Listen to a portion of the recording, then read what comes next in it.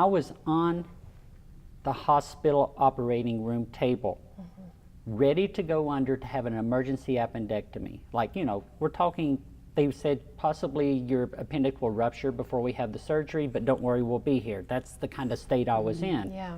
Very, very, very heavily sedated and put in everything so that I wouldn't feel the pain. A parent so desperate for information for her trans daughter came in literally 5 minutes before my surgery and asked me, I see on your chart that you've had gender reassignment surgery. Who was your doctor?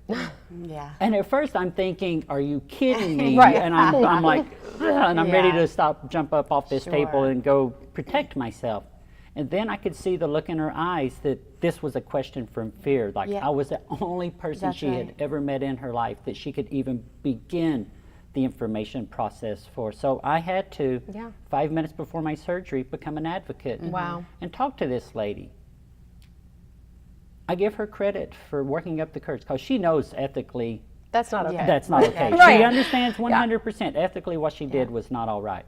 But as a parent, The she things you do for understood your that she kids. had to be unethical just then to get some information she desperately needed. I did the same thing. I mean, not in the same realm, but like I was driving through a Starbucks and I totally was inappropriate in, you know, basically labeling a person that worked at the Starbucks because I was so desperate for information.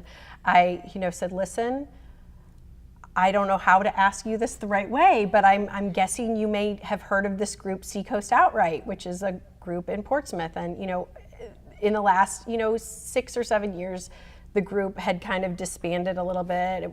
They weren't responding to their website that I was trying to contact them through. So I was literally like, you know, this person had a certain haircut and a certain demeanor, a gender expression that made me think this is the right person to ask. And, Right. you know, as much as I know today, totally inappropriate for me to necessarily call them out on that. But at the same time, I'm like, I need you. Like, Right. tell me what to do, Yeah. you know? And so I totally relate to that desperation because it's just overwhelming. It's an overwhelming, you know, situation to be in. But I also want to say that, you know, the internet and Facebook has been another really wonderful place to find parents and become a part of a community. It's amazing to me to think that when I started this, there's a, you know, transgender, it's called Parents of Transgender Children, I think, is the big one. And there's been so many split-offs from the start of that group because it got to be over like 5,000 across the world.